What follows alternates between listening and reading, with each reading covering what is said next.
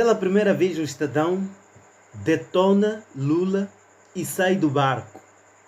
Nós nunca tínhamos visto um editorial feito por o Estadão que estivesse a falar contra o regime, contra Lula, contra o STF, contra a corte.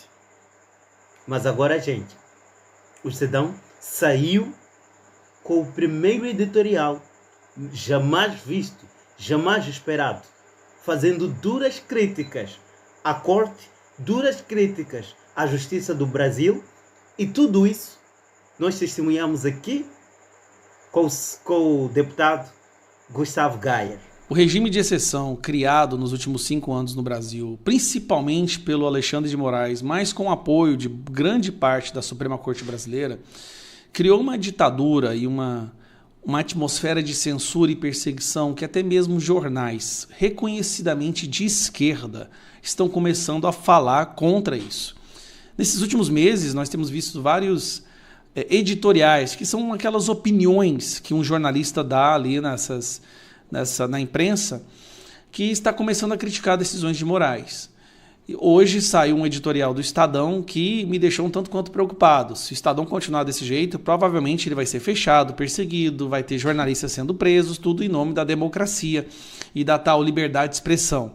Só que não podemos esquecer, foram esses jornais que passaram pano e que defenderam, em alguma parte até defendem ainda hoje, os mais histéricos jornalistas, as ações do Alexandre de Moraes. Só que esse editorial de hoje vale a pena ser lido. Tá? Dificilmente eu recomendo o Estadão, mas esse aqui vale a pena.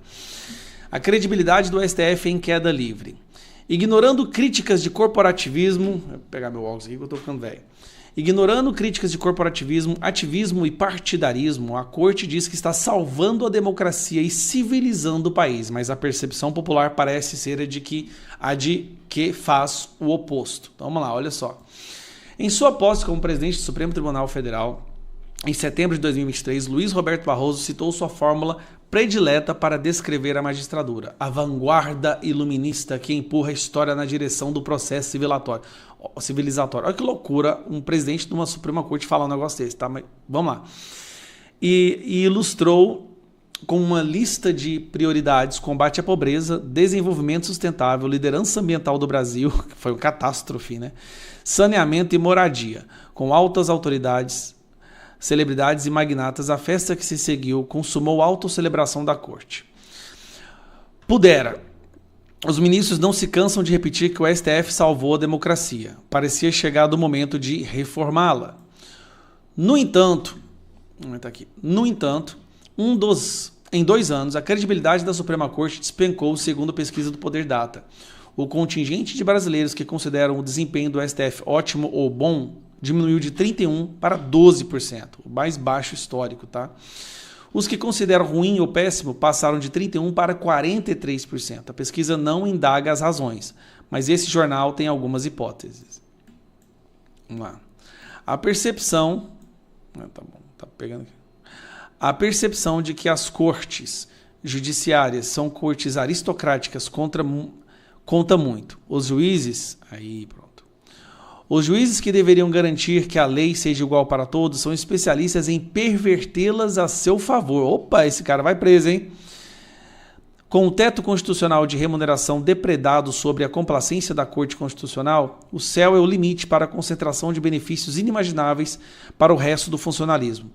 E ainda mais para os cidadãos comuns que bancam o judiciário mais caro do mundo. Mas o desenvolvimento não se improvisa, mas o subdesenvolvimento não se improvisa.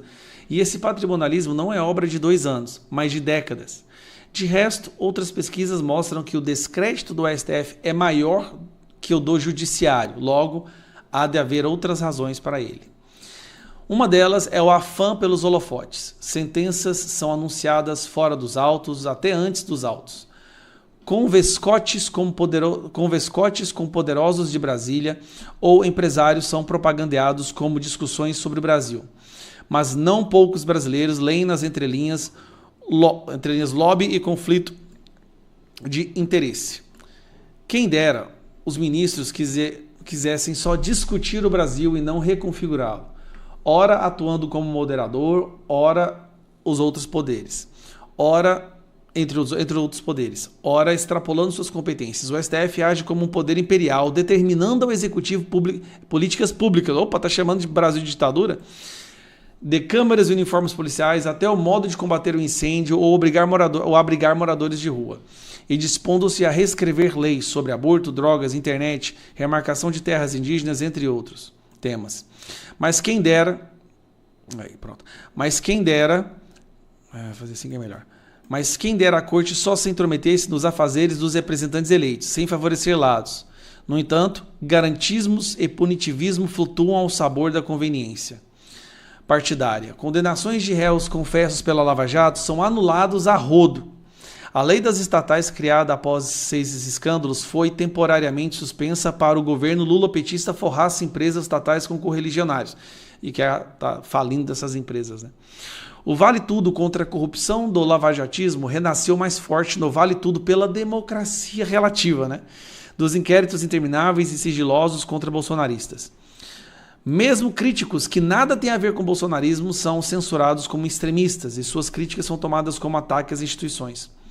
Patrimonialismo, paternalismo, corporativismo, protagonismo, autoritarismo, partidarismo quadram mal com a sobriedade e a imparcialidade que se esperam da justiça.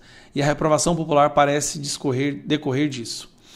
Viradas de anos são propícias para rever posições e corrigir rumos. A época do Natal evoca palavras do Evangelho. Médico, cura-te a ti mesmo. Os ministros fariam bem em se ocupar menos com os ciscos nos olhos dos outros poderes e mais com as traves nos seus. A vanguarda iluminista do Supremo pode ignorar olimpicamente conselhos como esses e também o sentimento público, mas se continuar semeando o vento, que não se surpreenda quando colher tempestades. Admiro o Estadão, mesmo sendo tarde demais. É bom ver que tem uma parcela aí que está acordando para o que aconteceu, mas como eu disse, é tarde demais. A única solução, vocês da imprensa que estão começando a acordar para o monstro que vocês ajudaram a criar, a única solução que o Brasil tem agora é eleger uma leva de senadores que estejam dispostos a devolver o STF à caixinha a qual ele foi originalmente criado.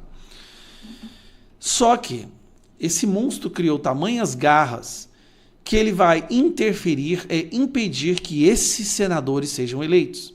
E essa é uma das principais razões de estarem perseguindo determinadas pessoas do espectro político, porque veem essas pessoas como futuros próximos senadores e vão fazer de tudo para prendê-las, caçá-las, torná-las inelegível. Esse monstro saiu do controle. Me desculpa, saiu absolutamente do controle. Eu não acho...